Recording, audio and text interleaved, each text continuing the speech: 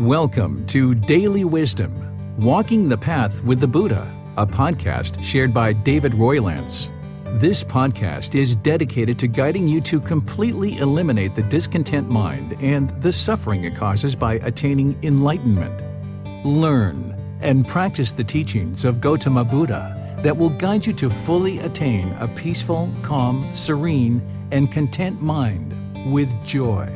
To support this podcast, visit patreon.com/support Buddha or visit buddhadailywisdom.com, where you will discover a full range of courses, retreats, and online learning resources to assist you on the path to enlightenment. Now, here's our teacher to share more.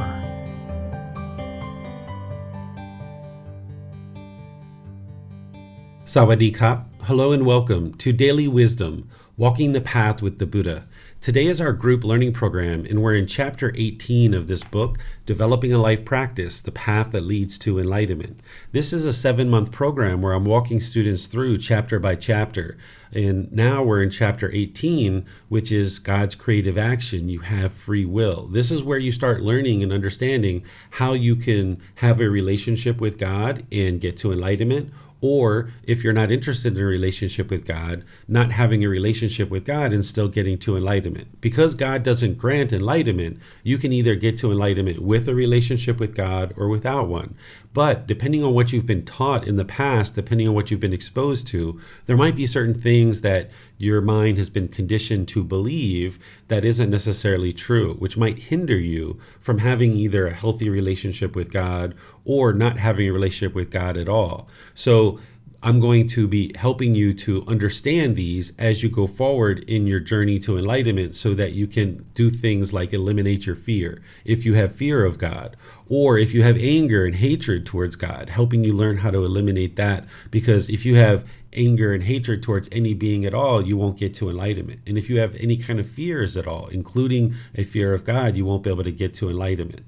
But because God doesn't grant enlightenment, you're able to get to enlightenment in either situation. So I'm going to be guiding you in understanding this, and you're more than welcome to read the chapter on this because I go into a lot of detail there. You can download the book from buddhadailywisdom.com, and from there you'll see the link for free books. And Volume 1, Chapter 18 is what we're going to be discussing today. So I'd like to welcome all of you, whether you're joining for the first time or you've been joining regularly. As we go in today's class, I'll be opening up for questions at different times, and you can put those into Facebook, YouTube, or Zoom. Or if you're in Zoom, you can electronically raise your hand and ask any questions or follow-up questions directly. We have a moderator, Chrissy, who's going to be monitoring our platforms, and then as questions come in, she'll read your question for me. But if you're in Zoom, you can electronically raise your hand and ask any questions or follow-up questions. So I'm going to use a few visual aids here to help us in our class so that I can guide you in understanding the content that's in this chapter 18. And again, it would be really wise to read either before class and or after class.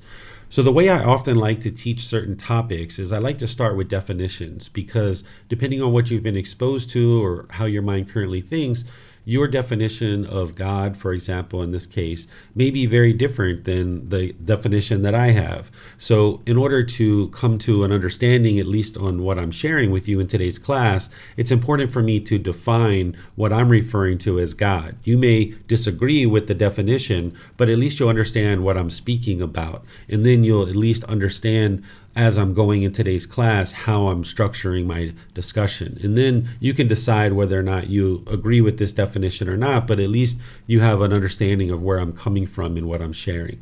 So what I'd like to do is define what God is.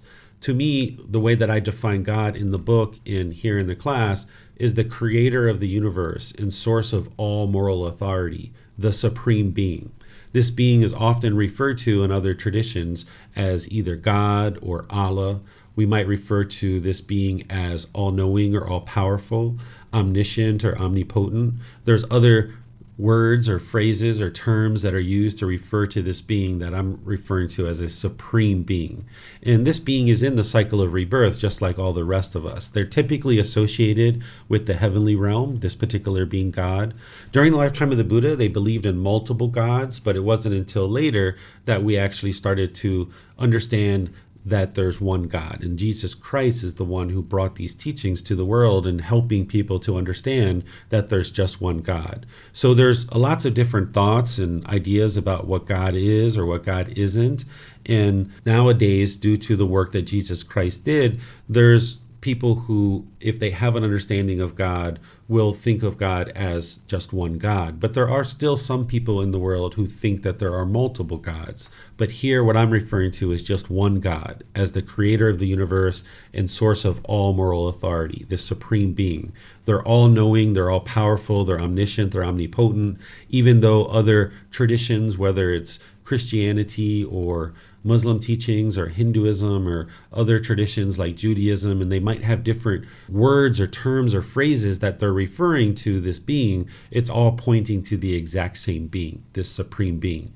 So the next question you might be asking yourself, well, what is moral conduct? Because here I'm saying that God is the source of all moral authority. Well, here, moral conduct you can understand as virtuous behavior, where we maintain or act upon high principles for proper conduct. So God understands this and created the world and the universe in such a way that this virtuous moral conduct is laid out in the way that we all function throughout life. And we value people who do not kill other beings. We value individuals who do not steal or have sexual misconduct or lie or take substances that cause heedlessness. We realize that these things are very wise as you learn the teachings. And essentially one of the things that a Buddha is doing is during the Buddha's life, he laid out a path that explains to you what these wise decisions are based on the natural law of karma. During the lifetime of the Buddha, he didn't try to prove or disprove whether God exists or doesn't exist. He did talk about God, which we're going to discuss here in a moment. But a Buddha is describing these natural laws of what exists in the world. And then as you gain wisdom on that through learning, reflecting, independently verifying, and practicing, now you can see these universal truths, these natural laws of existence. You can start to understand them. And now with that wisdom, you can start making wiser decisions that lead to more wholesome outcomes. So it's important to understand that we have free will. Oftentimes when people think about God or they talk about God or you've been taught about God maybe as a child, you might have thought that God is controlling things. Sometimes people think that God's the one who determines whether we live or we die, and that if someone dies, that's God taking them back to heaven to be with him. But this isn't true. We all have free will. God doesn't control this world. For example, you can independently verify what I'm sharing here, right? I shared with you all the teachings that I share. You can independently verify. You can verify that you have free will. Because did God force you to come to this class right now? Did God force you to listen to this video on the replay or the podcast? No, this was a free will choice that you made. Every single thing that you experience in life is based on your free will and your choices. But as long as you have a lack of wisdom, you'll make unwise decisions because you lack the wisdom of these natural laws. But where you gain the wisdom and you now transform that unknowing of true reality into wisdom, you can now make wise decisions that lead to wholesome results. And that's based on your free will. If God was controlling us, then we're all robots and we have no decisions whatsoever and we're subjected to whatever God wants. But this isn't true. This isn't how God functions. We all have free will. Nobody would enjoy living in a world where there's a supreme being controlling our every movement and everything that we do. We wouldn't enjoy that. So we have free will, whether we've been taught that or not. I'm not sure. Everybody's experience is different, but God isn't controlling all the things that we experience. God doesn't have a destiny or a fate for us or a life that he's laid out for us. He doesn't have a master plan that we all need to conform to, and we need to figure out what is God's plan for us. No, that's not true. We are all our own independent beings making independent decisions that lead to certain results, and we experience the results of those decisions, and we can choose to live either a wholesome life or an unwholesome life. We can walk towards the light or we can stay in the darkness. It's up to us. It's our own free will. And the Buddha is providing the wisdom of how to move from the darkness to the light so that now we can live a wholesome life and we can experience a very fulfilling and satisfying life when our mind is no longer burdened with those discontent feelings of sadness, anger, frustration, and others. God doesn't grant enlightenment. He's not the one that says, you're enlightened, you've now done enough work, and I've judged and determined that you're going to get enlightenment. That's not how it works. It's based on your own decisions. That as you learn, you independently verify and you practice and you transform your mind and uproot the pollution out of your mind, you're the one that's deciding whether you move to enlightenment or not. Everything that you experience is a result of your decisions. A practitioner attains enlightenment through their own wholesome choices to learn and practice the teachings to train the mind. It's not based on what God decides. And as you've heard me talking so far, when I refer to God, I tend to refer to God in a pronoun or with a pronoun of he. Some people might refer to God as a she or no gender at all. Based on my experiences and interactions with God, I tend to experience a very strong masculine energy. So that's why I tend to refer to him as a he. Gotama Buddha himself, during his lifetime, when he talks about God, he says that God is a male gender. I didn't know that until after I'd already decided for myself that I've experienced this masculine energy, and that's why I refer to him as God. But whether you choose to do that or not is totally up to you. But just understand, if you hear me refer to God as a he, this is why, that based on my experiences, there's a very strong masculine energy there. And even Gotama Buddha describes the gender of God as being a he as well. So let's talk about Gotama Buddha's teachings as it relates to God, because there's various things out in the world about Gotama Buddha and what he did or didn't teach about God. You'll find that some people will say that Gotama Buddha denied the existence of God. You'll see this in certain places. But these are individuals that seem like they haven't actually learned with the original words of the Buddha, because if you dive into the teachings of the Buddha with his own words, he talks about God in different places. He doesn't make God as a central figure in his teachings like Jesus and Prophet Muhammad does, but he talks about God, and he talks about multiple gods, because during that lifetime, people believed in multiple gods. So he needed to teach about these different gods. And there's certain places where he talks about the great Brahma. So he referred to God as Brahma during his lifetime. And he refers to this great Brahma as the creator and the all-knowing and all-powerful. So he does talk about this great Brahma, which we now refer to as God. But he also talks about other gods as well, because people believed in different gods. So if you ever see that somebody says that the Buddha denied the existence of God or rejected God or anything like this, it's just because they haven't learned with the original words of the Buddha, and that's on them. That's unfortunate for them. But he did teach people how to attain enlightenment while still having an understanding of God. But understanding God wasn't required in order to get to enlightenment, because it's all based on your own decisions. So discussing these various gods that people believed in actually helped them to be able to understand the world around them. So a Buddha is describing the truth of what exists in the world, and as he's describing what he understands to be the truth, and then people are able to then practice that to be able to get to enlightenment, they can see the truth for themselves. Gotama Buddha's objective wasn't to prove or disprove God's existence, because as I mentioned, there was belief in multiple gods during the lifetime of the Buddha.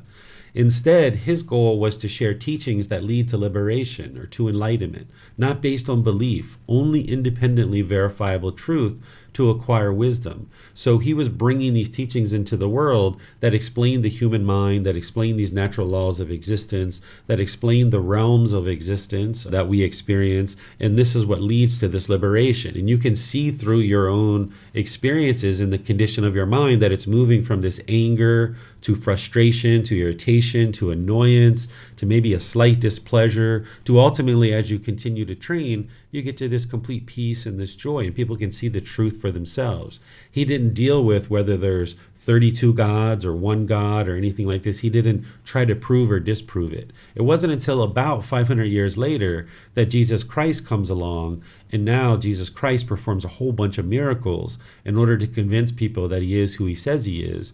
And then one of his messages was, by the way, everybody, there's only just one God. And as he lived his life, he largely, in most part, convinced the vast majority of the world of who he is through the miracles that he performed and the life that he lived. And he met his objective of convincing the vast majority of the world that there's just one God. But of course, because of impermanence, not everybody agrees with that. There's some people in the world that think there is no God, or that there's multiple gods, or other things like this. But Gotama Buddha's objective wasn't to try to prove or disprove God. That was Jesus Christ, who was coming later. And oftentimes we see these things as very different. But if you understand the evolution of your own mind, that you need gradual training, gradual practice, and gradual progress, and that's what your mind needs in order to get to an improved state, all of humanity is the same way. It's not just one teacher delivering all the teachings that is going to lead to any particular improvement in the condition of humanity's mind. But humanity has been around for something like 200,000 years, I think, when first human beings came onto the planet. So we've been evolving as human beings for these 200,000 years. 200,000 years we've been evolving. We learned to rub sticks together. We learned to take this piece of something that's on a tree and put it in our mouth, and that made the body feel better. And we learned about water and that we needed to drink that, and we learned all these things along the way. We've been gradually evolving as human beings for 200,000 years. So these different teachers and different teachings, which we talked about back in chapter 1, are contributing to humanity's understanding and evolving and helping us to gain a better understanding and deeper wisdom about the world around us. So while some people might try to think of Hinduism, Buddhism, Christianity, Muslim teachings, Judaism, and all these other teachings as independent things, as standalone things, I see them very much as connected, where the Buddha provided these teachings to liberate the mind and get to this peaceful, calm, serene, and content mind with joy, not based on belief, but based on wisdom. These other teachings contributed something to our human consciousness. Our humanity became wiser based on things like Hinduism, or based on Christianity, or based on Muslim teachings, or Judaism, or all these other teachings that exist in the world. But it happened to be this fully, perfectly enlightened Buddha who fully awoke to these natural laws of existence that brought the teachings into the world in a way that you can now independently verify them and then practice them to be able to experience this enlightened mental state. So Gotama Buddha focused practitioners' mind on liberation, on enlightenment, based on right view. That right view is the Four Noble Truths, being able to understand that your mind is causing its own discontentedness. So he was focusing people on the work to establish right view, rather than blaming others for our discontentedness that we're experiencing. Instead, he was able to see clearly that his mind was experiencing anger, frustration, irritation, and all these other discontent feelings based on its own conditioning, based on craving, anger, and ignorance. This is what was leading to his own discontent mind, because once he solved the problem and he fixed it, he was able to see what the real causes were. Because he understood what the causes were, he could get to the elimination. And that's what he's sharing in his teachings, is helping you to establish right view, to understand that everything you experience in life, whether it's your feelings or any other aspect of your life, this is all a result of your decisions. So if you have an electronic device to listen to this on right now, this is a result of your decisions. Or if you're in a house or some dwelling or shelter, if you have clothes on your body right now, this is a result of your decisions. Your decisions is what led to this. So it's right view that helps us to understand that our decisions are leading to some result, that there's no being that's controlling us and forcing us to do any particular thing, but it's our decisions. So then we can stop blaming other people or other beings like God for what we're experiencing. Sometimes people blame God for what they're experiencing. But if you have right view, you understand that it's your own decisions that are leading to some result. And this is based on the natural law of karma as well, that we're experiencing this cause and effect, or action and result. Everything we experience is a result of our own decisions.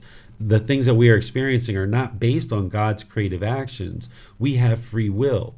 And interesting enough, Jesus Christ taught the same thing. If you understand Jesus' Christ's teachings, which a lot of people who study with me do, you understand that he taught you reap what you sow. And when he taught you reap what you sow, this is the natural law of Gotama, that whatever you put out in the world, this is what comes back to you. And other traditions teach this similar teaching as well, but oftentimes what the original teacher taught and what people are actually practicing now, so many years later, can oftentimes be very different. So depending on what you've been exposed to in different venues, you might have been taught that God is controlling everything, or God has a complete and perfect plan for you, and you've got to live up to that complete, perfect plan. But this is untrue. That what you really need to do is cultivate wisdom and get to this improved condition of mind where now you can start functioning in the world through your own wisdom, rather than trying to live up to somebody else's expectations. Even if you thought God has expectations, which he doesn't, but even if you thought he did and you were trying to live up to those expectations, you're always going to fall short of them, and you're going to feel discontent. You're going to feel frustrated and irritated because you feel like you're not living up to God's expectations. So understand that God doesn't have expectations for you, that everything that you're experiencing is based on your own decisions, and this is right view in the natural law of Gotama. So let me share just one teaching from the Buddha about God. Here, this helps you to understand this natural law of Gotama and what you're doing on the path. He has other teachings as well that reference God, but this is just one that will help you to see and kind of see a certain perspective about where you're headed and what you're looking to accomplish, and that it's not attached to God and what God chooses to do or what God chooses not to do. This is titled, All is Caused by God's Creative Action. Then, monks, I approached those ascetics and Brahmin who hold such a doctrine in view as this: whatever this person experiences, whether pleasure, pain, or neither pain nor pleasure, all that is caused by God's creative activity. And I said to them, is it true that you venerable ones hold such a doctrine in view? When I ask them this, they affirm it. Then I say to them, in such a case, it is due to God's creative activity that you may destroy life, take what is not given, indulge in sexual activity, speak falsehood, produce argumentative speech, speak harshly, indulge in idle chatter, that you might be full of longing, have a mind of ill will, and hold wrong view. Those who fall back on God's creative activity as the essential truth have no interest to do what should be done and to avoid doing what should not be done, nor do they make an effort in this respect. Since they do not apprehend as true and valid anything that should be done or should not be done, they are muddle-minded, they do not guard themselves, and even the personal designation aesthetic could not be legitimately applied to them. So let me help you understand this. The first thing that the first paragraph, the Buddha approached certain ascetics and Brahmin because there's monks and Brahmin. Brahmin are Hindu priests that existed during the lifetime of the Buddha, and they were kind of learning from the Buddha in some cases, but they were also doing their own thing based on Hindu practices. And what it was believed at the time is that the common person needed to pay the Brahmin, and they would pray on those people's behalf, and those people's lives would get better. But of course, that didn't work. That's not the way any of this works. And there's other ascetics who were trying to get to enlightenment during the lifetime of the Buddha, but they weren't necessarily studying with the Buddha. They were studying with other teachers and doing other things. So as they would all congregate, the Buddha and some of his students with these other students of other teachers and the Brahmin Hindu priests, they would sometimes talk and have chats. So the Buddha asked these ascetics and Brahmin who hold such a doctrine in view, whatever you experience, whether pleasure, pain, or neither painful nor pleasant, those feelings in the mind, is all of that caused by God's creative activity? And when the Buddha asked them this, they said, yeah, it's true. Everything that we experience in our mind is based on God. And God is the one who's essentially having us to experience all these different feelings and all these different experiences. And the Buddha says, when I ask them this, they affirm it, meaning, yeah, they agree that God is the one who's causing all these different feelings. Then the Buddha said to them, well, in such a case, is it due to God that you're destroying life, meaning killing beings? Is it due to God that you're stealing? Is it due to God that you're indulging in sexual activity? Because ascetics and Brahmin at that time aren't having sex with other people. Or is it because of God that you're lying and speaking falsehoods, that you're having argumentative speech, that you're speaking harshly, you're involved in idle chatter, that your mind is full of this longing, which is craving, desire, attachment, that the mind has this ill will, which is the anger, hatred, and ill will, or that you hold wrong view, which this is the ignorance. This is the three unwholesome roots: craving, anger, and ignorance. So the Buddha is saying, is it because of God that all these things are happening? And then he says, those who fall back on God's creative activity, meaning God is the purpose of all these things that are happening in our life as their essential truth, then they have no interest to do what should be done, like doing good things, doing wholesome things, or to avoid doing what should not be done. And they don't make an effort in this respect because it's like, okay, all of that's happening because of God, so I can't do anything about it because God's the one who's making all this happen. So yeah, I'm just going to be over here and be complacent. And the Buddha's saying, you're not making an effort to improve your life if you think God is doing everything that you're experiencing. And then he says, since they don't apprehend as true and valid anything that should be done or should not be done, they are muddle-minded. Because when your mind has pollution of craving, anger, and ignorance, your mind's going to be muddled. You're not going to be concentrated and focused. But when you clear out the pollution out of your mind's going to be focused and clear and concentrated. You're going to have deep memory. You're going to be able to have focus and clarity, right? So the mind's going to be muddled if somebody doesn't understand the truth and they're practicing in this way. If you're killing, if you're stealing, if you're having sexual misconduct, if you're lying, if you're argumentative speech, if you're having harsh speech, idle chatter, if your mind's full of craving, anger, and ignorance, your mind's going to be muddled. You're not going to have clarity and crispness of mind. He says they do not guard themselves. This is mindfulness. Mindfulness is the guard. When you have awareness of mind, then you're guarding your mind, because wherever you see frustration starting to arise, you can cut it off and let it go until eventually you get to the point where it never arises anymore. But to guard themselves, you would guard yourself with mindfulness and awareness of mind. And then he says, even the personal designation aesthetic could not be legitimately applied to them. What that means is if you're an ascetic, you're giving up worldly things and you're going off on this journey as an ordained practitioner in order to try to get to enlightenment. In order to get to enlightenment, one of the first things you need to establish is right view, that everything you're experiencing, whether pleasure, pain, or neither pain nor pleasure, is based on your own cravings, desires, attachments. So if there's these ascetics that are thinking that everything they're experiencing is based on God, then the Buddha is saying you're not even on the path to enlightenment. You're not even trying to get to enlightenment because you haven't even established right view. So this designation of ascetic can't even legitimately be applied to you because you're just sitting back thinking that everything is because of God. So this is a teaching here where you can see the Buddha talking about God. So if anybody ever says that the Buddha rejected God or he denied the existence of God, you can see the truth right here, and you can see the reference that I provide that goes back to the original source teachings in the Pali Canon. This is the original source text. And there's other teachings that you'll see in this book series of the words of the Buddha with references back to the Pali Canon that show you that the Buddha did indeed teach about God. But he didn't teach that God grants enlightenment, and he didn't make God a central role in his teachings because you're getting to enlightenment based on your own decisions. That's what the Buddha is essentially getting to right here. That if these people are doing unwholesome things like destroying life, taking what is not given, indulging in sexual misconduct, or falsehoods, or argumentative speech, speaking harshly, indulging in idle chatter, these are all based on their own decisions. So if God is the one who's granting enlightenment, then the Buddha's teachings are invalid. So you can see that the Buddha is putting the role of getting to enlightenment squarely in your own lap, realizing that what you're gaining wisdom about is this natural law of karma, of cause and effect. And as you gain the wisdom of that, then you'll make wiser decisions that lead to wholesome outcomes.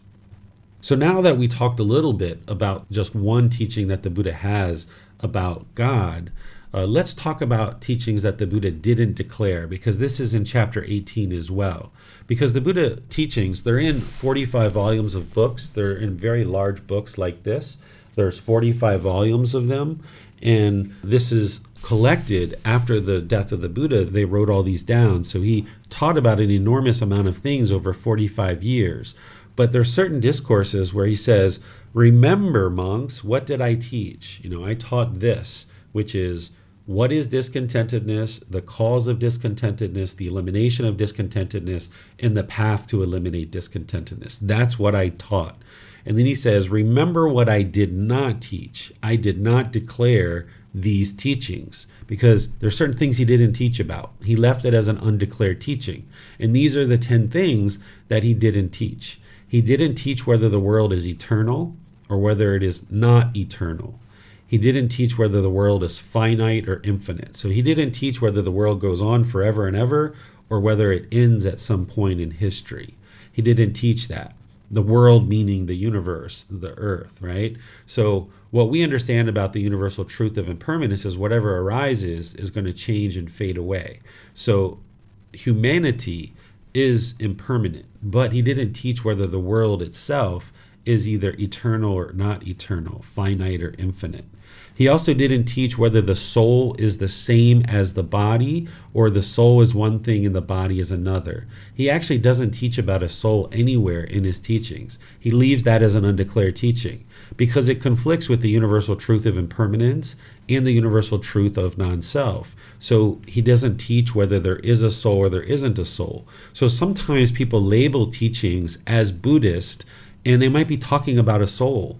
And as soon as you hear that, then you understand that they haven't studied deeply the words of the Buddha, because he never declared whether there is a soul or there isn't a soul. He left it as an undeclared teaching. Even though somebody might be talking about a soul and labeling it as Buddhist teachings, that's not what the Buddha actually taught.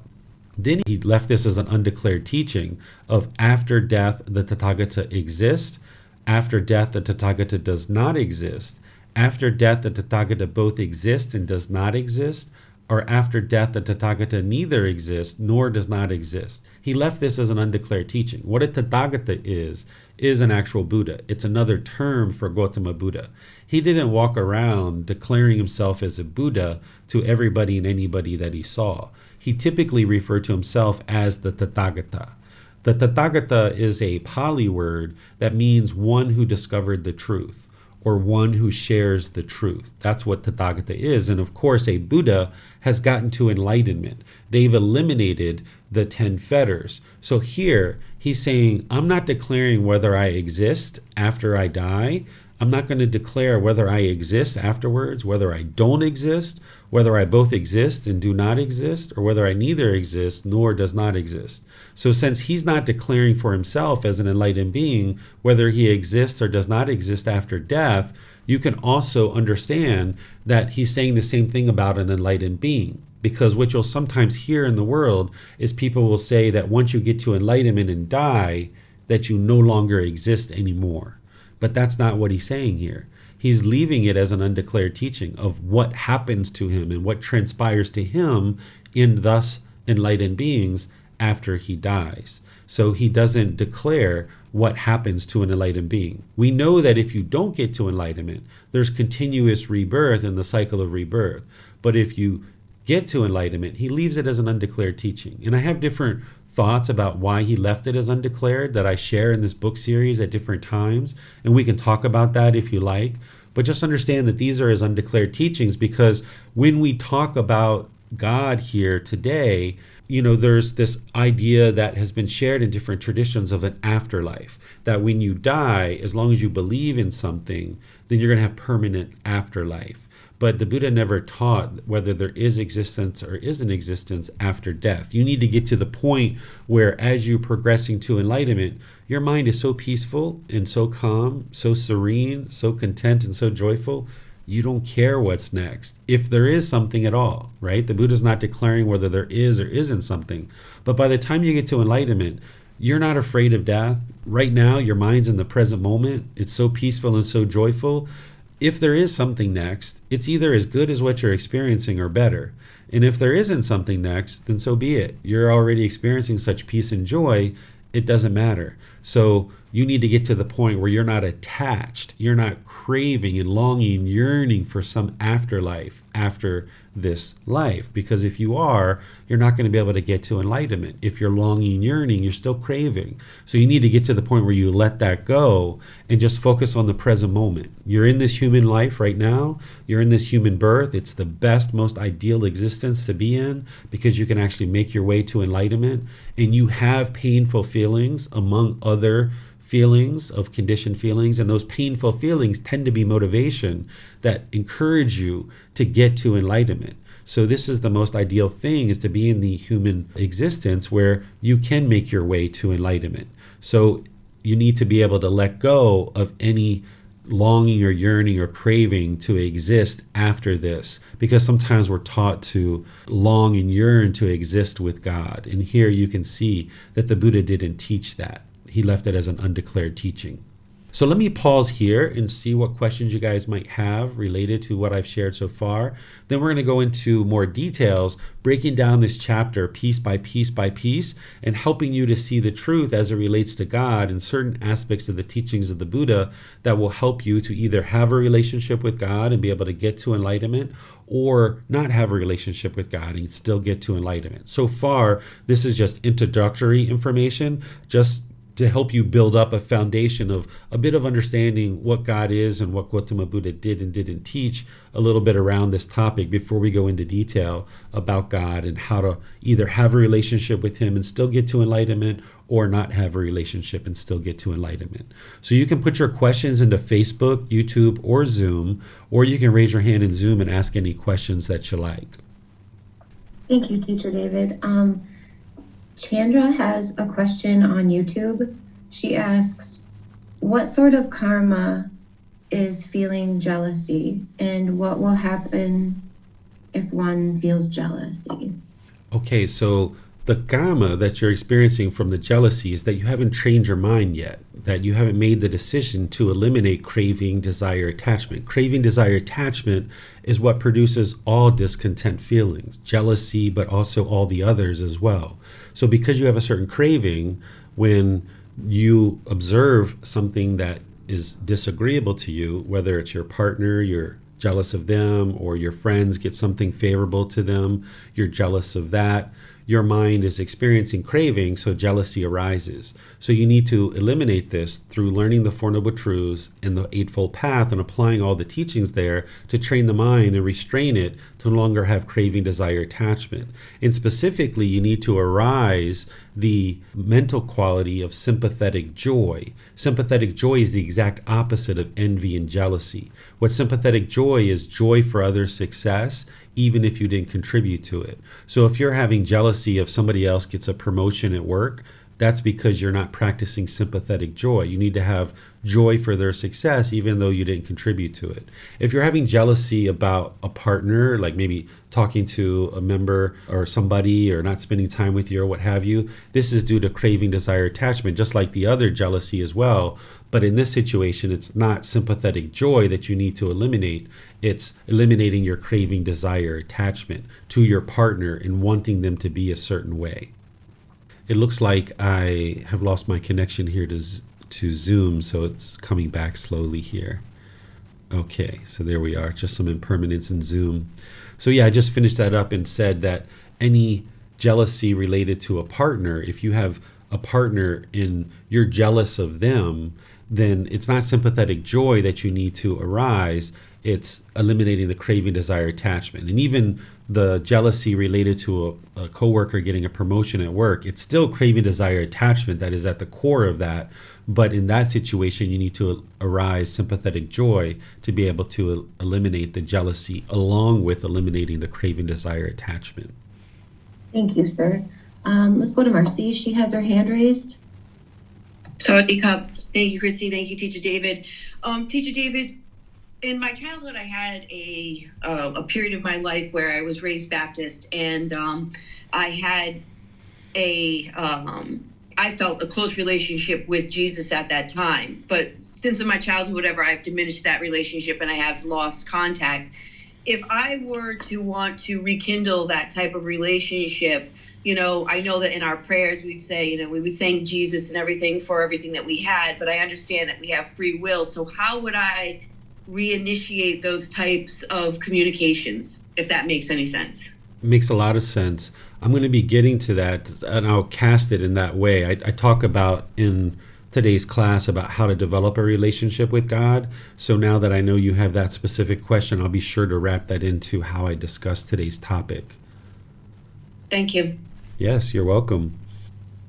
I also have a question. I had the upbringing of and still people around me where the genie in a bottle, you pray for things. If you pray for it hard enough, and if you're good enough and behave well and believe enough, it'll happen. I understand that not to be truth. Sometimes there's still the old habit to either when someone's going through a hard time, say, I'm praying for you. And although I do still pray for them, it's in a different way. Would someone with that type of upbringing, then would the training be to cut off those thoughts? Like, well, when Allie broke her arm, when my daughter broke her arm, it was immediately the mind went back to, oh my gosh, we need prayers. We're getting in a helicopter and I have to leave 2 kids here and I'm taking one to a different place. But I know that the prayers isn't going to be what helps. It's the wisdom. And so for someone with that background, is it then just to cut off that thought and redirect the mind and then practice the wisdom? Yeah, so we're going to be talking about prayer today too, because this is something that a lot of us have been taught, that if we sit down and we pray and we believe that God is going to magically present us what it is that we want. And this isn't true. So let me talk about that when we get to the prayer part, Chrissy, because then I'll wrap that in as well so that we can be sure to fully flush that out and having the lead up information to be able to understand it. Yes, it's just, I found that going through that, there was a bit more panic because previously I would have then prayed and found a little bit of comfort and peace in like praying, and then I was like, oh, this isn't even going to help. Why pray? I don't need to pray right now. And so then there was like more panic. So yes. So you know that you've had an attachment to God throughout certain portions of your life. So that's why that when you realize like, hey, I can't pray to God and get what I want, it's about these wise decisions. There's a bit of discontentedness there that I can't even do that because I know it doesn't work. So you've been working on letting go of that attachment and realizing that what you need to do is make wise decisions and learning how to have a relationship with God. If that's what you choose, you can do it, but you need to understand how to do that in a healthy way without craving, desire, attachment. As long as you have attachment to God, you're going to be discontent around that relationship, just like you would be discontent in any other relationship where there's craving, desire, attachment. You're going to be discontent in that relationship too. Thank you. Mm-hmm. Okay, it looks like Joe has his hand raised. Hello. This may be ignorant speaking, but I've always been of the mindset that sort of God was created to, for the most part, keep us from ripping each other apart. So I guess I'm a bit of an atheist in that respect, or at least believing in, Jesus Christ, I guess. And,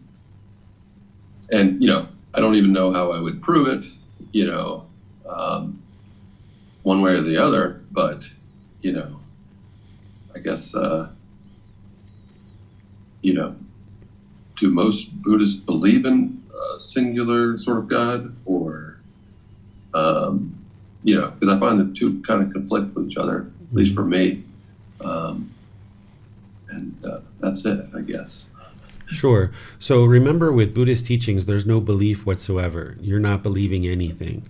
It's all about personal choice. So there's some people who are Buddhist that have an understanding of God and have a relationship with God. And there's some people who think that the Buddha rejected God and that there is no such thing as God. So there's a whole gamut, right? That there's not just one fixed way. But what I'm doing is I'm doing the same thing that the Buddha did during his lifetime. Is the Buddha looked at what people believed during his lifetime, and then he taught them how to get to enlightenment and kind of reshuffle and reorganize and reconsider and re-understand what they currently understand about certain beings that they thought about during that lifetime. So today, people either have no understanding of God whatsoever, they might be atheists, or they might have an understanding of God a little bit based on previous experiences in their life, and they might have anger and hatred towards God based on what has happened, or maybe fear. Or they might have a relationship with God and be asking God for all kinds of things and wanting things from God. In all of these situations, the mind's going to be hindered unless there's just an atheist, where if somebody's just like, all right, there's no such thing as God, and I'm just going to go forward in life as if there is no God. But I'm not going to hate him. I'm not going to do that, but I'm just going to go forward with my own life. This can actually be helpful if you do it that way. But there's some people who are interested in having a relationship with God, and I can help people to understand how to do that, but they need to understand certain things that they might have been exposed to in the past that are untrue, which is the next part of the class. I just kind of led us up to this point. So once I get into that detail, you guys will be able to see more clearly there. But then there's also things I'm going to teach you that if you're not interested in a relationship with God, you need to be sure that you understand how to do that as well.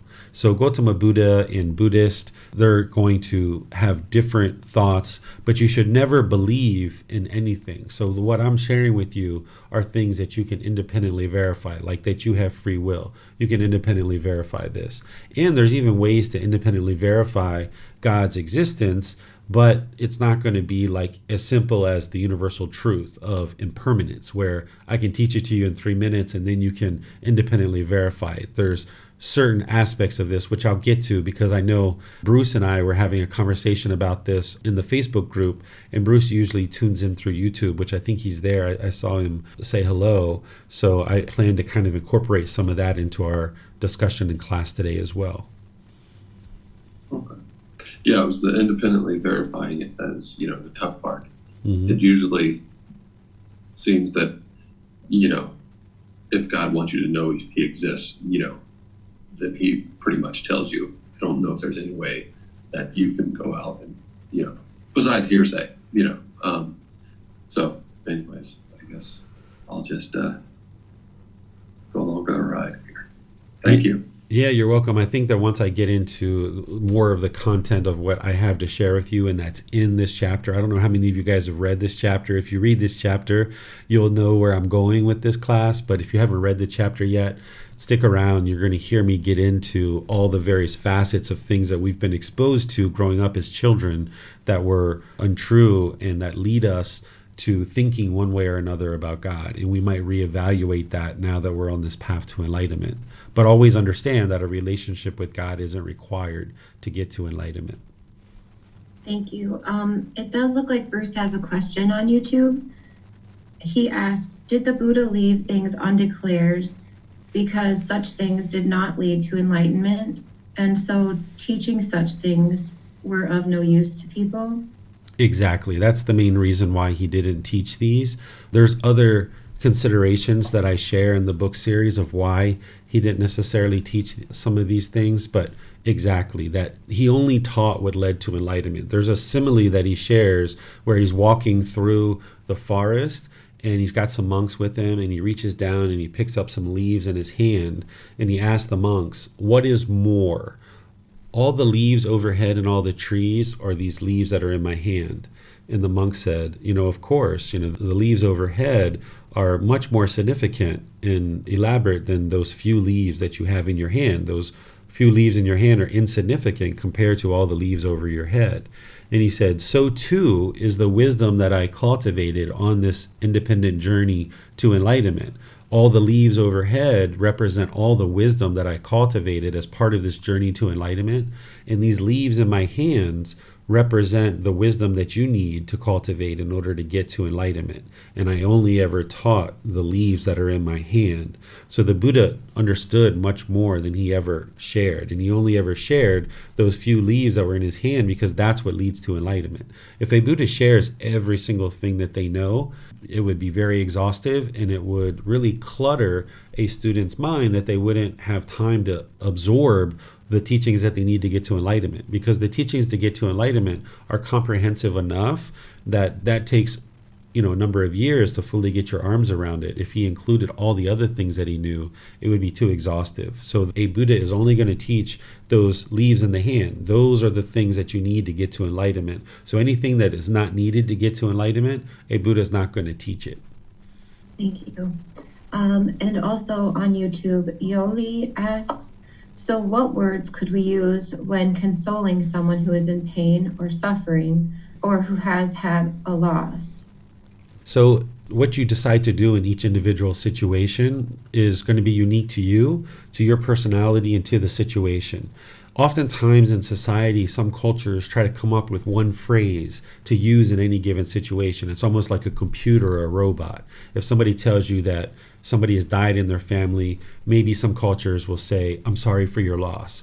Or if somebody says, hey, I fought in Vietnam War, thank you for your service, right? Like, to me, this is the most uncompassionate, unthoughtful way to interact with somebody. If we just have these canned pre-statements that we're going to now say whenever somebody says something, we're walking around like robots.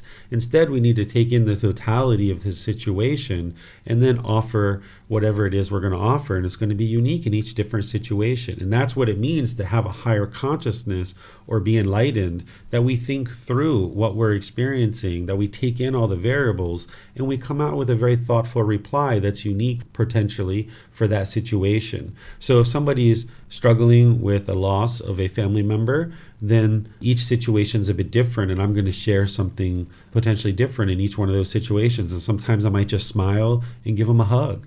Sometimes I might just ask them, are you doing okay? Is there anything that I can do for you? Sometimes I might say, are you feeling sad? And if they say yes, would you like to understand why? Each situation is different. So it's important to, as you understand the teachings of the Buddha and you cultivate wisdom, that you take in the variables of each situation and then reply with something thoughtful and meaningful. But don't feel that it's your job to say something that's going to reduce their sadness or grief, because you can't reduce someone's sadness or grief. That's not a role that you can live up to. In order for a person to eliminate grief or sadness, they need to eliminate their cravings, desires, attachments. So if somebody's struggling with grief due to the family member passing away, if their mind is open to learning the Four Noble Truths, or if they haven't learned those, or if they need techniques to learn how to eliminate craving, desire, attachment, that's what I'm going to offer potentially. But in some situations, I can't do that, or it's not my place to do that, or it's not my role, or I'm unable to. I talked with a lady a couple of weeks ago who's Thai, and she doesn't really speak much English, and she was telling me that her child died. And all I could do is just rub her on her shoulder and say, are you doing okay? And she just said, yeah, I'm okay. I'm working. It'll be all right. And I just said, okay, because she didn't have the ability to understand English and I didn't have the ability to speak in Thai. So each situation is going to be different. And as you learn and practice, you will find ways to share things with people that can be helpful. And I wouldn't encourage you to try to have a stock answer for any particular situation. Thank you, Teacher David. Marcy has her hand raised. Let's go to her. Thank you, Christy. Thank you, Teacher David. Teacher David, as I sit here and I'm pondering this question I want to ask you, I feel like it may be my own craving, desire, attachment that I need an answer to this. I've taken this course with you. This is probably my third cycle through with you. And at each time that this chapter would approach, I had always this hatred and dislike and negative energy towards this being God and Jesus. And today, as we're sitting in the class, I almost had like this shift in my mind, which propelled me to ask my previous question. Is this a sign of me becoming unmuddled? And am I having attachment to being able to wanting to recognize when I'm becoming unmuddled? If that makes any sense? It sounds like what's happened is you've let go some of your ill will, some of your anger and hatred towards the being God and Jesus Christ. And now you're maybe having a shift where you're saying, hey, well, if I am interested in having a relationship, how would I do that? So that's a good thing. If you've been practicing breathing mindfulness, meditation, and generosity, that's helping you eliminate some craving, desire, attachment. If you've been practicing loving kindness meditation, that's helping you eliminate the anger, hatred, and ill will. And maybe now your mind's at a point where it's not having those same kind of feelings that you've had in the past. Would adding God or Jesus to my loving kindness meditation be something that I may benefit from in this new endeavor that I'm trying to experience? If you have anger, hatred, ill will, or even lesser versions like frustration, irritation, agitation, or anything like that towards any being whatsoever, yes, including them in your loving kindness meditation is how to eliminate that. Whether it's a human being, whether it's an animal, whether it's a group of people, or whether it's God or Jesus, you can include them in your loving kindness meditation to change and transform your mind. Whether you choose to have a relationship with them or not is up to you. But if you have anger, hatred, ill will for any beings whatsoever, it will hinder you from experiencing enlightenment. So you would like to eliminate any anger, hatred, ill will towards God or towards Jesus, because as long as you have that, it's going to hinder you from getting to enlightenment. Even if you did all the other work, you would still be hindered. So whether you have a relationship or not is not dependent on whether you get to enlightenment. But if you have anger, hatred, ill will, and whether you don't, this is going to affect your enlightenment. So with you just saying that, so I literally will have to, or be interested or practice or have dedication to make sure that I have no hatred, ill will towards any being whatsoever before enlightenment will okay. Yep. All right. And it doesn't mean Wow. it doesn't mean that you need to have a relationship with those beings, right? So like say you have somebody in your past that has done something significantly harmful, verbal abuse, mental abuse, sexual abuse, physical abuse, something like this. You may not ever see them ever again in your life. But if your mind is harboring anger, hatred, ill will, or lesser versions like frustration, irritation, annoyance, agitation, you won't be able to get to enlightenment. So whether it's that individual who you're never going to see again, or whether it's God or Jesus or whoever else, Prophet Muhammad or anybody, you need to get to a point where you don't have any anger, hatred, ill will with any being whatsoever. Because if you do, you still have that mental object of ill will. That fetter is still there. It hasn't been uprooted yet. And typically it's not going to be just towards one person. It's going to spill over into other people too. So you need to uproot that mental object of ill will in order to liberate the mind from those feelings. My next question, Teacher David, if this is something that I probably need to speak with you privately about, please tell me so. But should I be inventorying my past relationships, or should I address them as they arise? Because I feel as though I've experienced quite a lot of hatred, anger, and ill will towards quite a few people of my past. So I'm not sure if maybe I need to start inventorying them and try to start doing loving kindness meditation for each one as I inventory and try to squash that out, or if I should just kind of do it as it comes along. Maybe I'm having some attachment right now. I'm having some craving. You can do both. That as you notice that anger, hatred, ill will, or lesser versions arising, you can address it then. But you can also sit down and look over your life and try to evaluate, are there any people that you've had, or any beings, or any groups of people? Like if somebody hates police officers, they're not going to get to enlightenment. So they're going to need to include that into their loving kindness meditation. So you can look back over your life. If you hate politicians, you're not going to get to enlightenment as long as that hatred's there. So this is why when you're doing loving kindness meditation, you can include individuals and you can include groups of people, because this is what's going to eliminate the fetter or the taint or the pollution of ill will. So you can do it both ways as it arises, and you can also look back and look over your life and evaluate whether or not you have any ill will or any of those lesser versions for any individual or groups of people. Thank you, Teacher David. I appreciate your time. You're welcome. So I think we should maybe go forward now. Chrissy, do we have any other questions? We're good to go forward. Okay. So yeah, I think this will really help you guys to get more into the class and the meat of what it is that I'm sharing with you guys today. So let's first talk about a relationship with God and how to actually have that relationship. And then towards the end of class, I will talk about, if you're not interested in a relationship with God, how to get to enlightenment in that way. So as I've shared already in multiple responses to questions in my introduction, is that a relationship with God is not required to attain enlightenment. But having a relationship with God also will not hinder you either. If you learn and practice in the way that I'm sharing, based on what you've been exposed to in previous experiences and traditions, if your mind's holding on to certain things and you're still trying to have a relationship with God, it could hinder you from getting to enlightenment. But if you understand what I'm going to share with you today and reflect on it based on what you've been exposed to in the past, you can see how you can strip away that conditioning and get to a point where you can have a healthy relationship with God. And then I will share with you how to not have a relationship with God and get to enlightenment.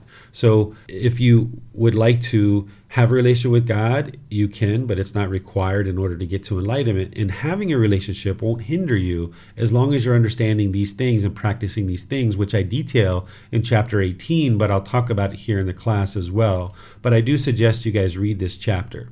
The first thing is understanding God and right view. Understand and practice right view, because oftentimes we are taught that God is controlling things, that God is going to perform these mystical, magical things for us if we believe strong enough and we pray hard enough that we're going to get these certain things from God. But you need to understand that God is not controlling the world. He's not controlling what is happening in the world. Instead, it's your own mind that is causing its anger, frustration, irritation, annoyance, and all these other discontent feelings. And anything that you experience, either wholesome or unwholesome, it's coming from your choices and your decisions, not from God. And it's not even luck. If you've ever been taught that there's good luck and bad luck, there's no such thing. It's always, everything that you experience is a result of your decisions. And the more you can see that, the more established you can get with right view. So you need to understand right view and then practice it fully, where you don't think that things are happening in your life because of God or good luck or bad luck or things like this. Instead, everything is a result of your decisions. And that's why you can clean up your mind and clean up your life to the point where you only experience wholesome things happening in your life and your mind's fully protected.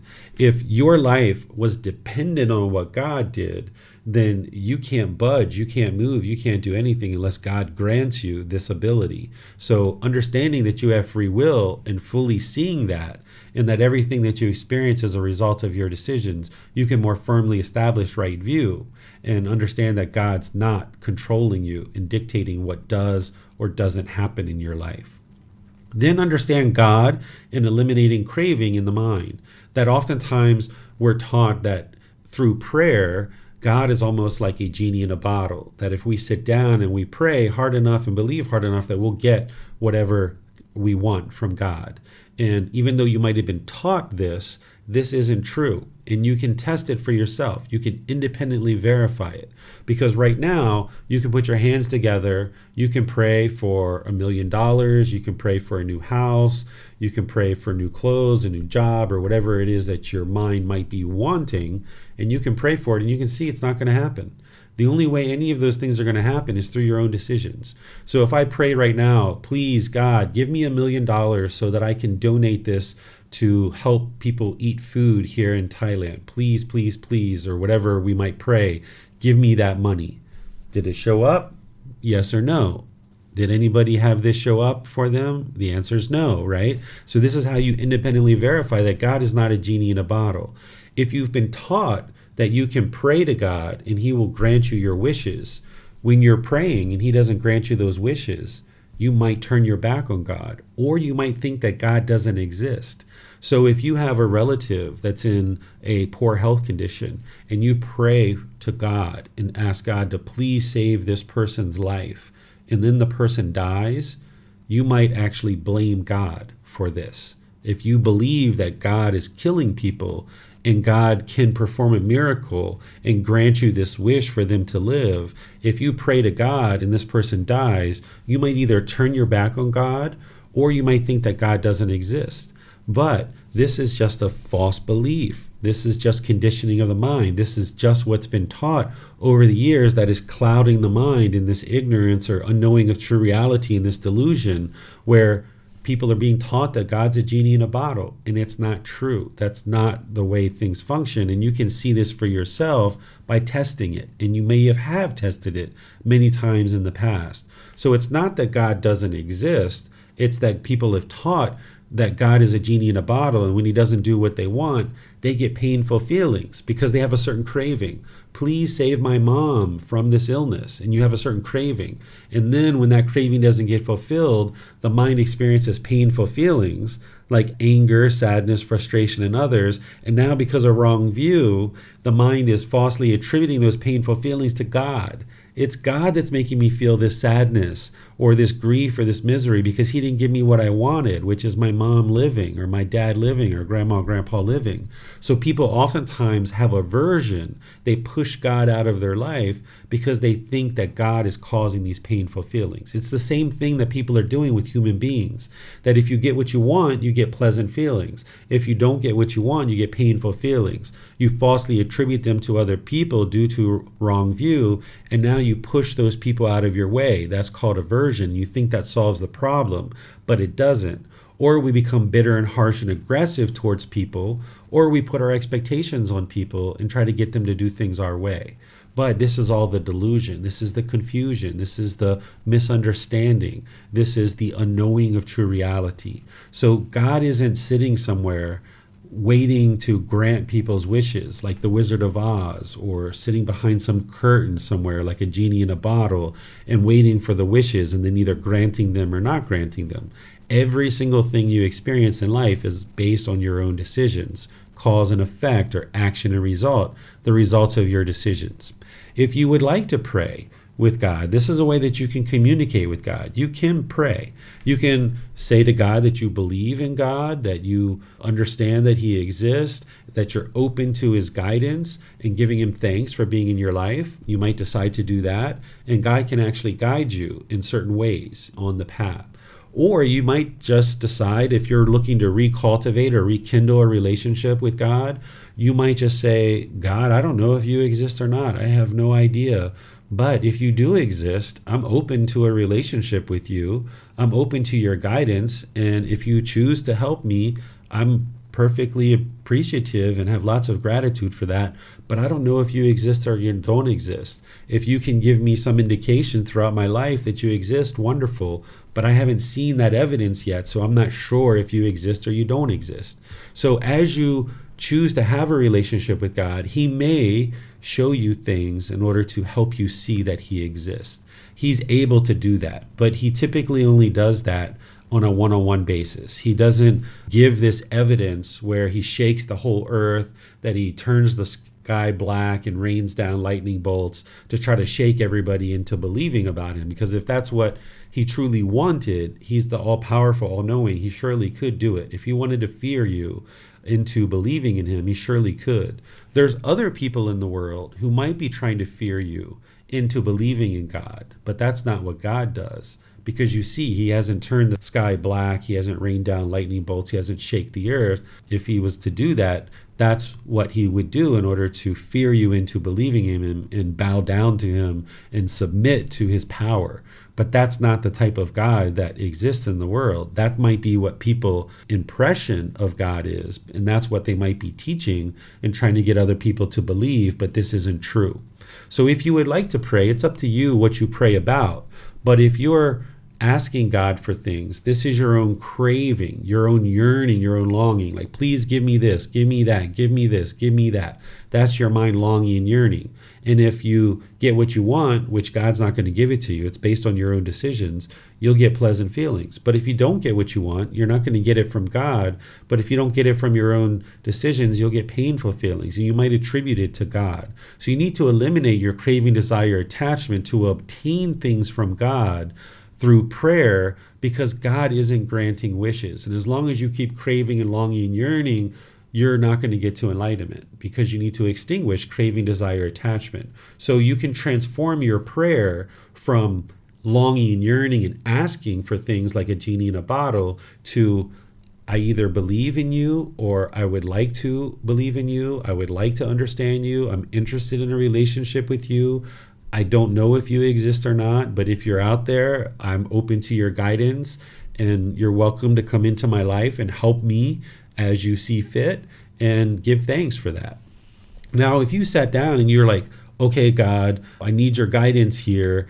I need you to tell me, should I break up with this man or should I stay with him? Or should I break up with this woman or stay with her? God's not going to give you that guidance. He's not going to just zap the answer to you. You have to figure this stuff out for yourself. You have to make your own decisions. But as you're going through life and you might be praying to have a relationship with God, and you just let him know that you're open to his guidance and you appreciate him being in your life and thanking him for that relationship. As you're going through life, you might have this kind of fatherly wisdom that comes into the mind. You start understanding things, and then you know it's wisdom that you don't have, and it's coming from somewhere else. You didn't ask for it. It just started coming to you, and it starts coming into your mind, and you still don't believe it. If there's any wisdom that comes into your mind, you still need to reflect on that and verify whether it's independently true and practice it. Because you've got this being of God, but there's also this being of Mara that is looking to cause calamity in the world. And Jesus Christ referred to this being as Satan, or the devil, or Lucifer. So the Buddha referred to this being as Mara. This is an unwholesome being that's interested in causing calamity in the world. So when things are coming into your mind, you're either being influenced by Mara to go down an unwholesome path, or God is perhaps giving you wisdom. And there's even heavenly beings that can do this type of thing too. So you're not believing anything that comes into your mind. You're learning, you're reflecting to independently verifying, you're practicing. And then more and more you will see the truth. And God, as you open up your mind and as you clear out more and more of the pollution and get closer and closer to wholesomeness, or closer and closer to enlightenment, God can actually come through and actually guide you more readily. But he does it very selectively, because you have to do the work. And he's not interested in you being attached to him or being dependent on him. So you've just got to do the work, let him know you're open to the guidance, and wherever he chooses to share that guidance is up to him. That you don't have an expectation that he shares this guidance, but as you go forward in life, if you have a relationship, he will share guidance with you from time to time, but it's up to you to then learn, reflect, and practice to determine the truth. It's important that you eliminate any craving, desire, attachment to be with God in heaven.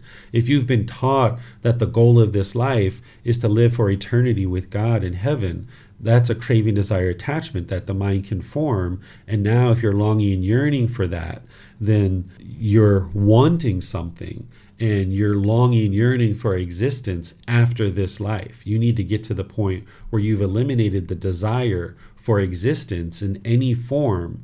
The Buddha left it as an undeclared teaching, whether we exist or we don't exist.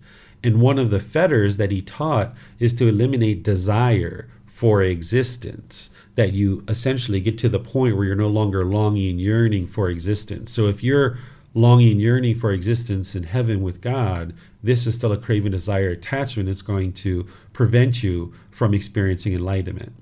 And then eliminate any craving, desire, attachment to God himself, or however you think about this being.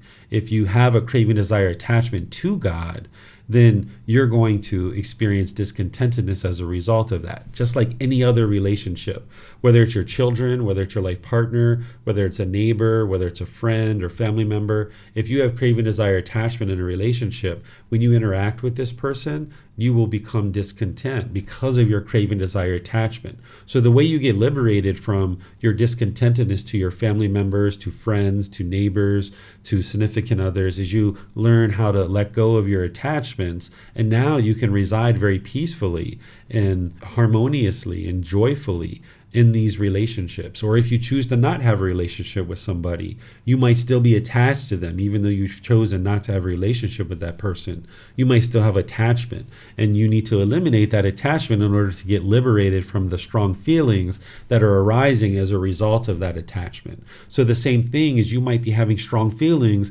as a result of your attachment to God. And this is where some students have told me, just like Marcy said, that even when I just mention the word God, like anger comes up in their mind. Marcy didn't say this, but I've had other students say that just mentioning the word God or Jesus Christ or Prophet Muhammad will just arise frustration in their mind.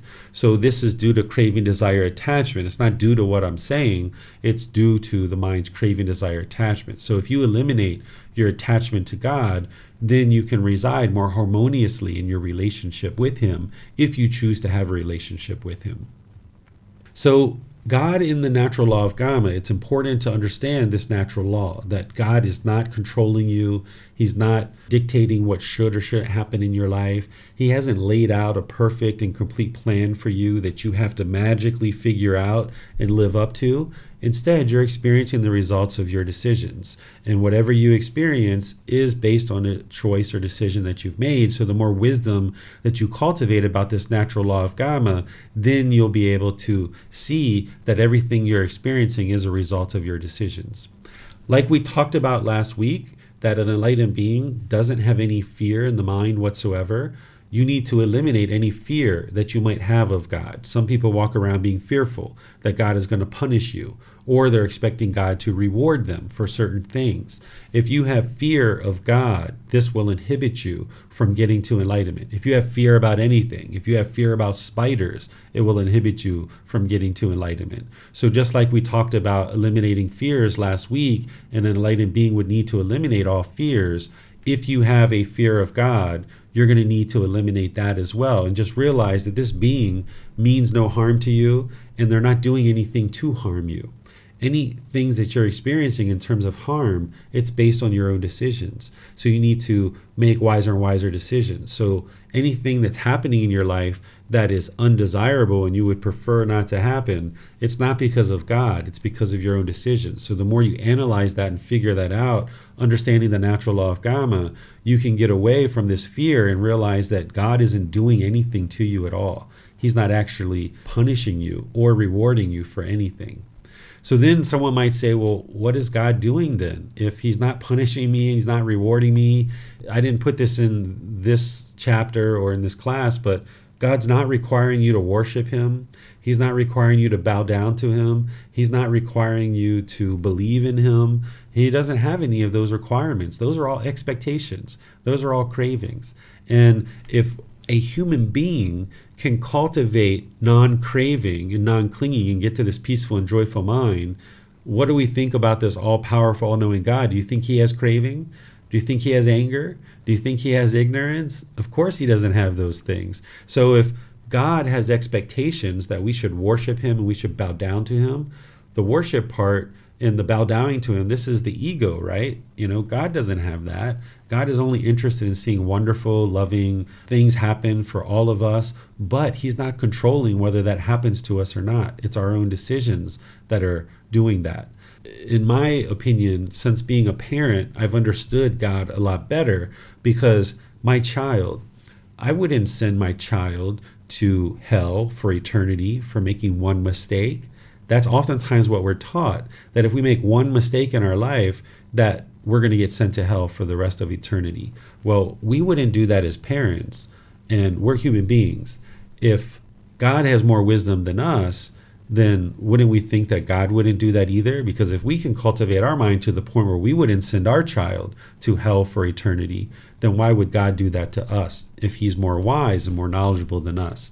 So God's not interested in us fearing him, even though this might be taught in various traditions that we're supposed to fear God, or God's not punishing us. God's not requiring us to worship him or forcing our hand to do anything whatsoever. If we choose to sing songs or we choose to go to places where they're praising God, okay, great. We can uplift that and we can experience that, but that's not something that God's requiring us to do. Therefore, if we don't do it, it doesn't mean that God's going to be angry at us and that we've now done something wrong. Because if that was the case, then God has craving and God doesn't have craving. So if God craves for us to worship him and we don't worship him, he would be angry, right? This might be what people teach you, that if we don't worship God, he's going to be an angry God or a jealous God. God is not angry. God is not jealous. God doesn't have craving, desire, attachment. So therefore, he's not experiencing those conditioned feelings. So now, understanding God a bit more through some of these things that I shared, you might decide to understand God as a deep practitioner of these teachings. That if you think about God as the creator of the universe or the creator of the world and creator of these natural laws, then since he created them, he deeply understands them and he's deeply practicing them. His mind is fully liberated. He's not attached to us. He doesn't want anything specific for us. He's not attached to us, and he's not responsible to restrain us. That sometimes we think that if we do something unwise, that this is because of God or the devil or Mara. Or we think that if we are doing something unwise, that it's up to God to restrain us. He's not responsible for that. We need to restrain our own mind.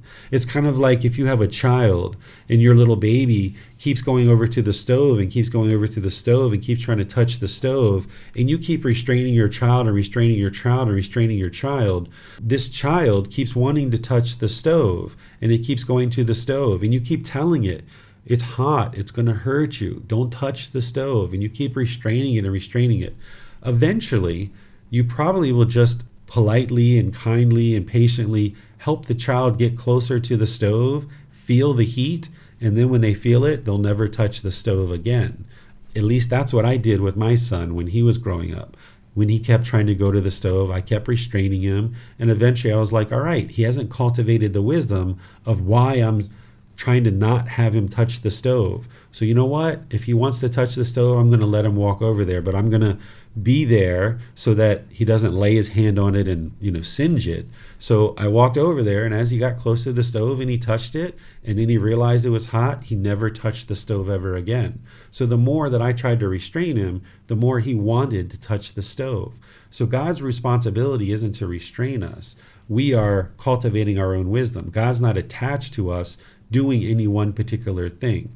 God's interested in seeing all beings live in harmony, but in order to accomplish that, we need to acquire wisdom. We wouldn't be able to live in harmony if our mind is still polluted with craving, anger, and ignorance. So this being of God, oftentimes people think that all the harms that are being caused in the world is because of God.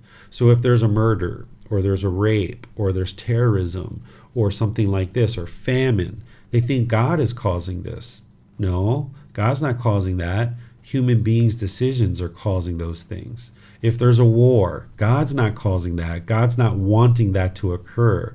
God is a practitioner of these teachings. He's not attached to us. He's not responsible for restraining us for the harmful things that we're doing. He's interested in seeing us all live in harmony, but we need to cultivate wisdom to be able to do that. The responsibility is on us, not on God.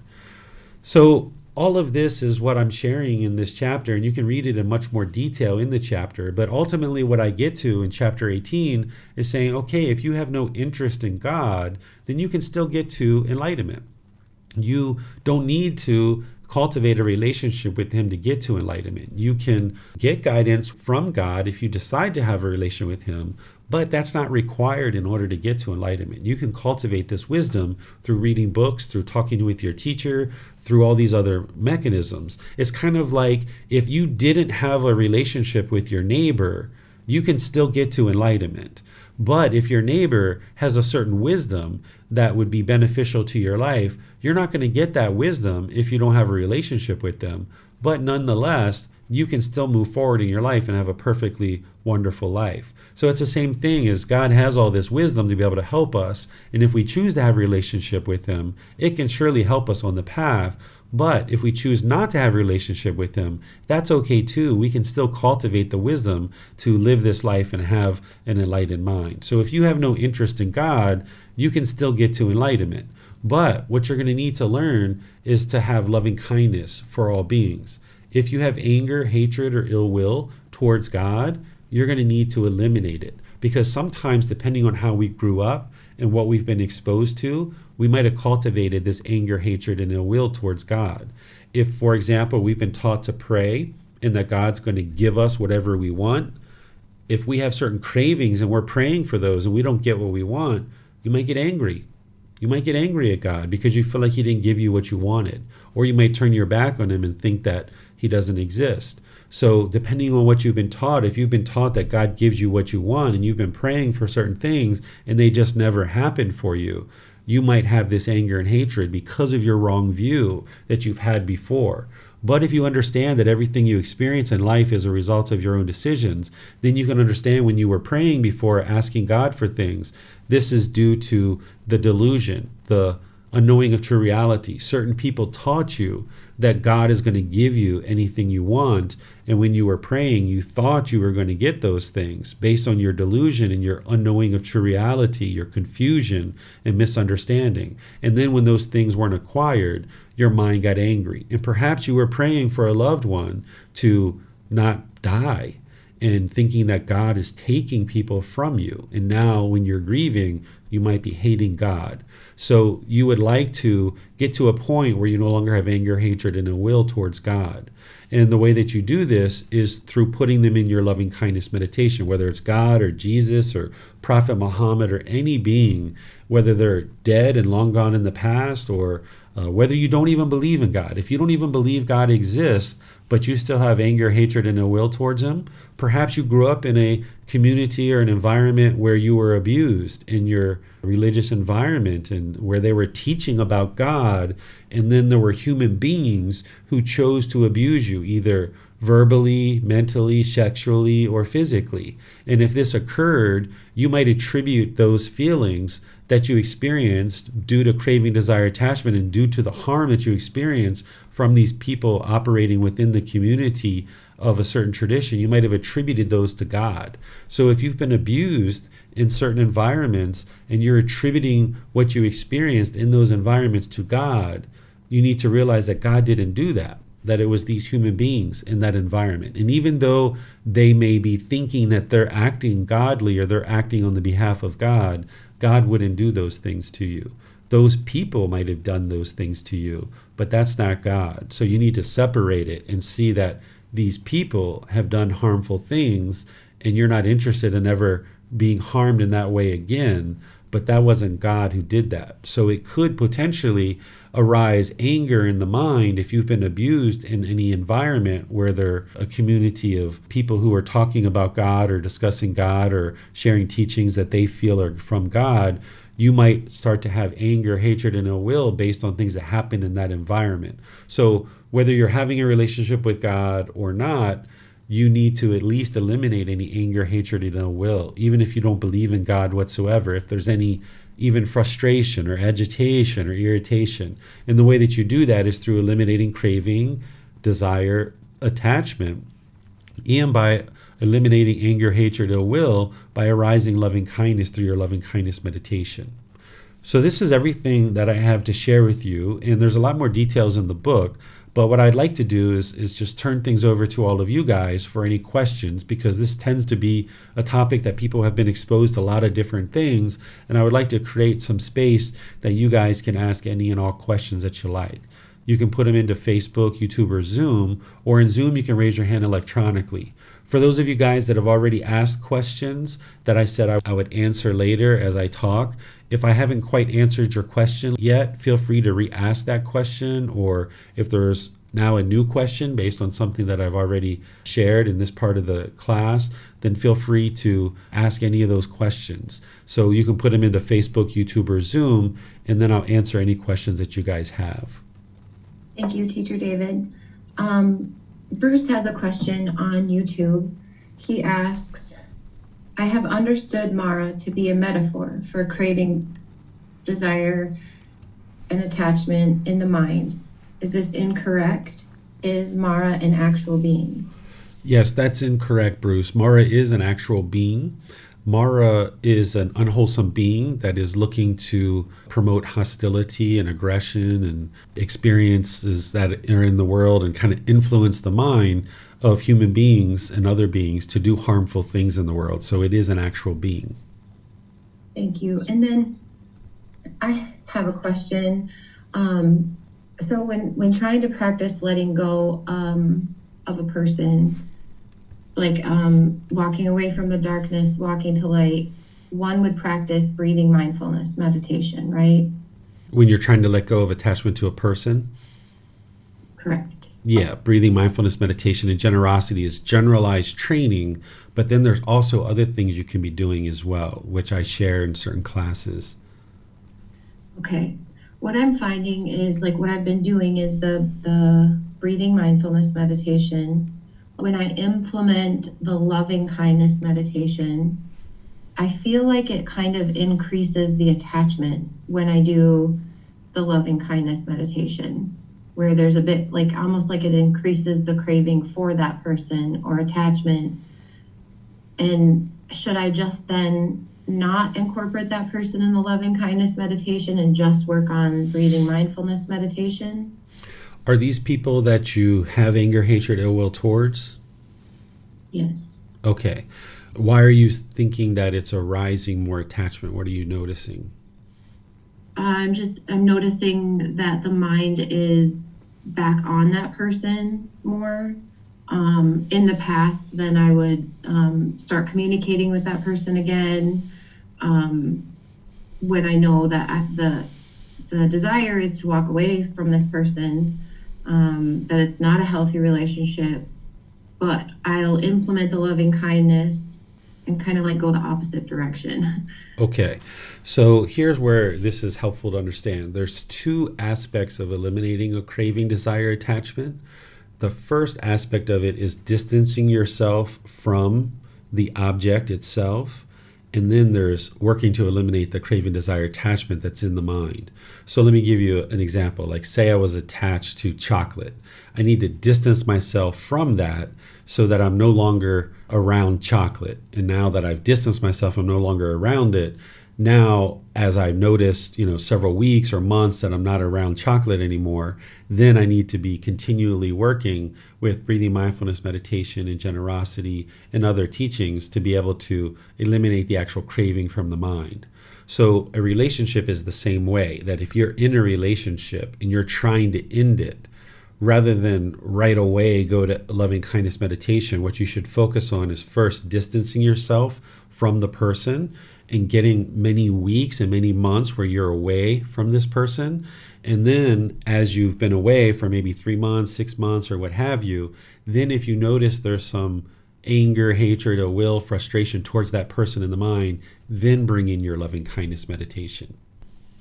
Okay, thank you. That's helpful. So when there is still a significant amount of attachment and craving, you wouldn't want to practice loving kindness meditation. You'd want to practice the distance first and your breathing mindfulness meditation. Exactly. You just would like to get away, distance yourself from that individual, keep working with your breathing mindfulness meditation and generosity. And then what you might notice through eliminating that attachment is that 3 months, 6 months, a year in, that you don't have anger, hatred, or will. The reason why the anger, hatred, or will is arising is because of the craving, desire, attachment. So if you can eliminate the craving, desire, attachment, you might end up 3 months, 6 months, a year down the road, you don't even have anger for this person anymore because you've eliminated the attachment. So you might not even need to put them in your loving kindness meditation. Okay. Thank you, sir. I understand. Bruce asks a question on YouTube. He asks, there are people who get angry when you don't believe what they believe as far as religion goes, at least here in the US. Teacher David, have you dealt with that as well from people of other religions? Surely, at different times of my life, I've experienced that. But what you come to understand is that it's their craving, desire, attachment, that they are craving permanence and they're wanting everyone to agree with them. And when you don't agree with them, it's almost like a fight to death that they want to fight you to try to get you to agree, because their mind can only be happy if they have permanence, if they have agreement. So when you realize that that's what's going on with the person, then you just don't even get involved, right? If you're noticing that they're wanting you to believe what they believe and you're not interested in any beliefs whatsoever, you just choose to either change the topic or the subject or walk away from the conversation, because it's not going to go anywhere. They don't understand that they're craving, And it's really not your role necessarily, depending on the relationship. It's not your role to sit down and explain the Four Noble Truths and all these other teachings to them. So if you sat there and just were like, no, I'm not going to believe that, I'm not going to believe that, they're just going to fight more and fight more. It's like a fight to the end of the death, because that's the way an unenlightened mind works, is it functions very much like an animal, that it's going to fight you to death in order to get what it wants. So when you understand that people are functioning through their craving, anger, and ignorance, then you realize it's the wrong time to talk. The 5 factors of well-spoken speech are that you're not interrupting people. That's that time, right? That first factor of speaking at the right time.